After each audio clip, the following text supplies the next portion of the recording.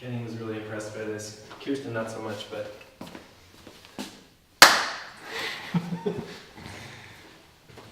All right, looking at Kenny.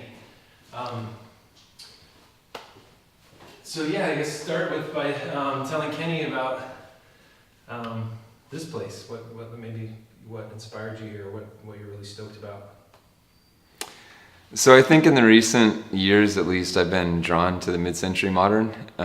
What I really like about the mid-century modern, it's like a little bit of a breath of fresh air here in Carmel. I mean, we're amongst hundreds of Carmel cottages, and those are what make this town quaint and unique, and I like that. But I also like the ability to be able to do something that's not as common as when you see on every other block in Carmel. And this house was built in the mid-century era, and one of the only Eichlers in the area. And so, just being able to have something just a little bit different. What I like about the mid-century modern and kind of the organic contemporary, our go-to design, is that we get to have things that are like in really clean, simple lines, no clutter. Yet we introduce, natural materials like the stacked stone and wood grain on the cabinets and wood floors. And that's a lot more attractive to me than kind of some of the more contemporary houses that you might see that just have really shiny surfaces, no natural materials, and come across as a little colder. I think this design comes across a lot warmer and inviting. That's cool. That was really good. Let me clap one more time, sorry. One of my cameras wasn't rolling. So what that does is it allows me, it gives me a spot to sing. Cool. Okay. We got it. We totally got it. Okay. Yeah, and that's really that mid-century modern thing, right? Where you have a Broadwood table, but then all these really clean, sharp lines. So I like that. So, John, tell me, this is why you're my partner, right? It's because you can come into a space and see this vision. Standing in this old house that's dark, and grandma's house. Tell me what you saw from the beginning, and how did that change over time to the finished product? Yeah. So what I really liked about this place was that we bought this off of the seller that basically grew up in this house, and then he grew up and became an adult and moved out, and his parents stayed here, but it was his childhood home. Moved out of the area, and then when mom and dad passed away, the house was available, and we were able to offer a solution, and not only just to buy it, but to also bring it back to its natural wonder of what it once was, right? And so when I come into a place like this that you ask me to take a look at, of course I use all my senses, like how does it look, how does it smell, how does it feel? But there's like this sixth sense that's hard to kind of put your finger on that really is what I think the final goal is with our designs and Change Your Space, Change Your Life. It's that element that you can't necessarily put your finger on, that you can't explain. And everyone can relate with it, and you know it when you walk into a space. And I think that it's a contribution of a lot of things like natural light, clean air, responsible building materials and all of that adds to that. Even the smell of the natural materials that adds to that sixth sense that makes the space feel so great, right? And so this house just really lent to that.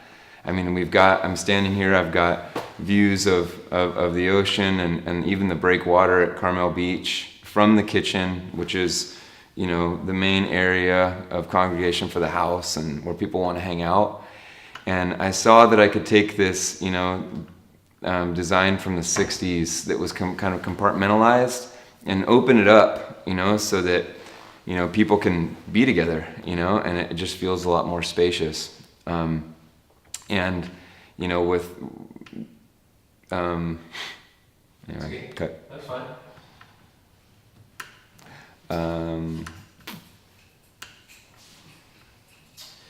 What else we got? So I want to take a second, stab at the whole piece of, and I might end up just saying the same exact thing, but I think it's important. So maybe if I say it better this time, you can take it. Is I like that we can buy somebody's home that they have some emotional attachment to, And it's really all based on trust. They're trusting that we can, purchase this home from them in a way that they feel like that they've, been, I don't know, fuck. Yeah, like they've given it to someone they can trust. Yeah. So I think that one of the great things about what Kenny and I do in our partnership of buying homes is that, we instill trust right away, and we make sure that in the transaction that, that both parties win, but then also we take it to another level where it's like, we actually do what we say we're going to do. We turn this home into something that is really attractive and is going to be a good space for the next buyer. And we do so in a responsible way, and it basically just comes down to like us doing what we say we're going to do. It's really good because that ties into the equity group quite a bit. You know what I mean? Like, you feel the responsibility to, pay tribute to the previous owner, and like you said, give it. I think that's one of the things that was cool about this project was Guy and Pete were kind of interested in it, wanted to see us do something with it. And they stayed in touch and, call me, like, how's it going? Like, hey, can you send me a picture? Some of that stuff. So to me, that was, like, super cool. And, it's like, thanks, thanks for trusting us. Thanks for being interested. We're, like, excited to show you what we did,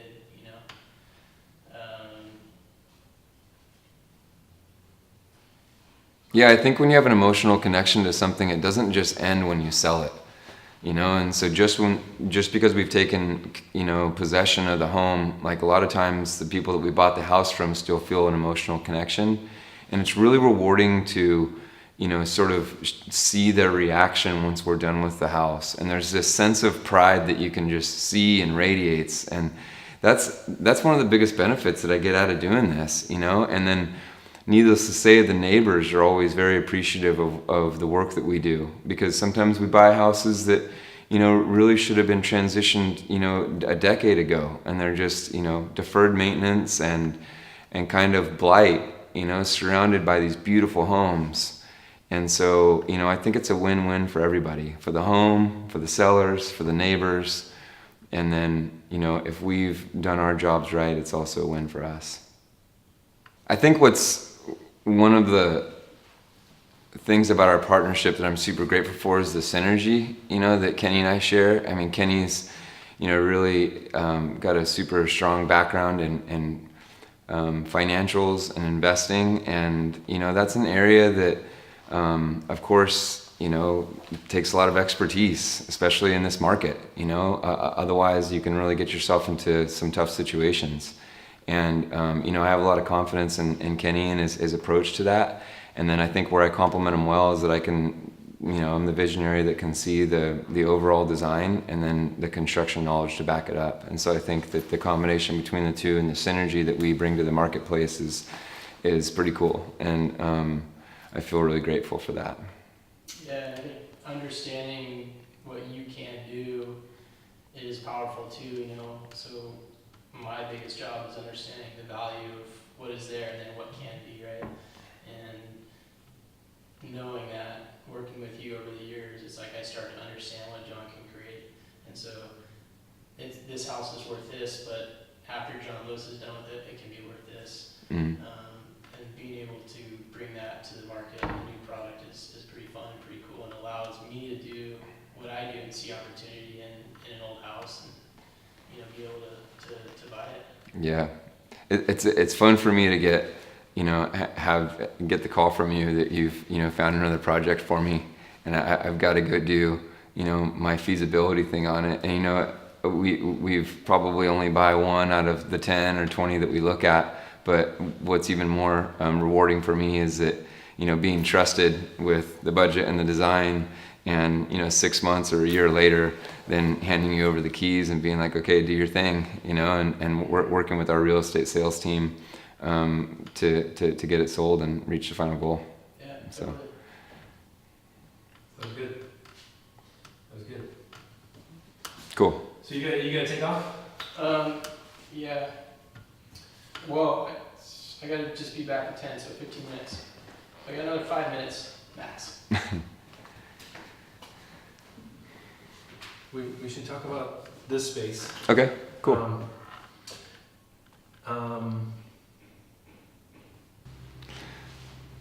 So when I first walked into this space, I was excited about it because I could see its potential. I also knew immediately that it was an Eichler design, and Eichler is one of those architects that, you know, I've had admiration for since I sort of got into design. I like the clean lines and, you know, just some of the natural light elements of his designs. And so from the very onset, like, I wanted to honor what this once was. I didn't want to just, you know, tear it down and build something that was completely opposite of what Eichler originally built.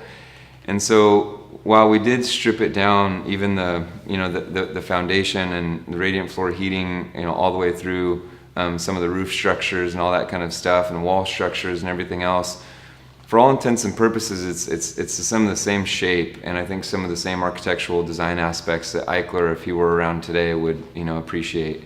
And so honoring, you know, the original architect that from the 60s was really important to me. But when I walked in, you know, the first time, the feeling that I had was sort of, you know, it was a little dark, it lacked natural light, it was compartmentalized. A lot of the materials, because they were 50 years old, were just sort of tired and hadn't had any sort of maintenance put into them. And so, you know, those are sort of just some of the more standard things. But of this particular property, you know, I just kept finding myself going over to the corner window so I could get a peek at the ocean, or going outside so I could get the, you know, wide open view of the ocean. And so I knew immediately that that's something I wanted to change, because as I stand here now and I look out at, you know, just pure blue ocean from the kitchen, that wasn't possible before, you know. And I also wouldn't be able to look and see the other side of the wall and over to 13th Street, because there was a wall that separated the kitchen from the rest of the living space. It made it so that it sort of, the purpose of the kitchen was to perform a task, and that's not the way I look at a kitchen. I mean, sure, it needs to perform, and this kitchen does, for sure, but I see it a place of congregating. Like, there's so much more that happens in the kitchen than just cooking, you know. And so now this kitchen really lends to it. It's got good flow, and, you know, I wanted some modern elements to the kitchen. That's why we went with the glass doors and some of the LED, you know, finishes that we have. But by, you know, introducing just a raw concrete look that waterfalls down on both sides of the island, and then, you know, which could sometimes be a little boring looking, we used a Calcutta to sort of accent that. And I think it just brings enough, you know, interest to make it look sort of unique. And then, you know, just these beechwood cabinets, I felt complemented the stacked stone well. And, you know, raw concrete can be sort of cold, although I really like the way that it looks, especially when it's in a matte finish. And so to soften those things, you know, the wide plank oak flooring and Bertazzoni cooktop, I really like these. So, and putting these skylights, I think initially I was concerned was going to be overly powerful of daylight, but now I'm really glad that we decided to do that, even with a, you know, window wall here and a window wall there. There's ample natural light. That was great. Really good. Maybe you want to speak to this hallway a little bit about, you know, the feeling about that, and again, my thinking flow, not so much like you had to walk through this room to this room, but how important it was to, like you said, remove that compartmentalized piece, and, you know, maybe talk what your thinking was with that. Sure.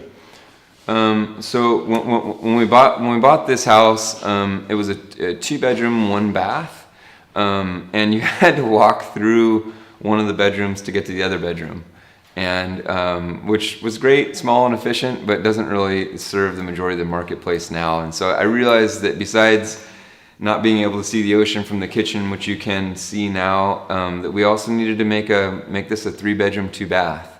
And so in order to do that, we added on, you know, a fairly long hallway, but the entire thing is glass, and so it doesn't feel constricting like a normal hallway of that length would. But it allowed us to, create a real master bedroom suite with master bath, 2 separate bedrooms at the back with a shared bathroom. It's your typical, 1,600 square foot house in the Golden Rectangle, but I think the space is really efficient for a 3-2. That's perfect. Maybe you want to talk about the outdoor spaces, like you said, you were really Sure. outside, and like, what I really like here is how much, and I've always thought this way, that you got to capitalize on the outside too, right? Because to me, it's another room. It's like square footage. Kind of. So having the indoor, what do you think about the indoor-outdoor play here? Yeah. So as a student of design, Frank Lloyd Wright is one of those architects that, I've just always admired, and almost, his work is sort of a mentor to me as I'm thinking through some of the design challenges and opportunities. And probably one of the primary sort of fundamentals is just bringing the outdoors in. And I feel so grateful that we live in a climate like Carmel and a beautiful day like today, that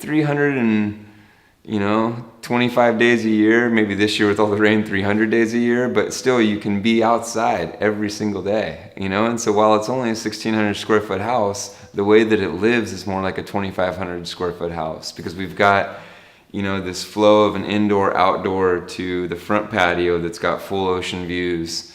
And, you're not kind of fighting traffic of somebody walking in one door and out the other door. But then in the patio, there's 4 large format sliding glass walls that open up.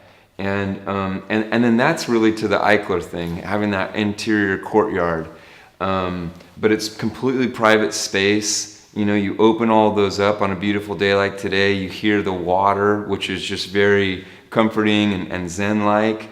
But then there's seating out there in the sun that, if you choose to, you could be out there, in your bathrobe, enjoying a glass of, wine, I guess, or a cup of coffee, either one, whatever your flavor. But just having that privacy of being indoors.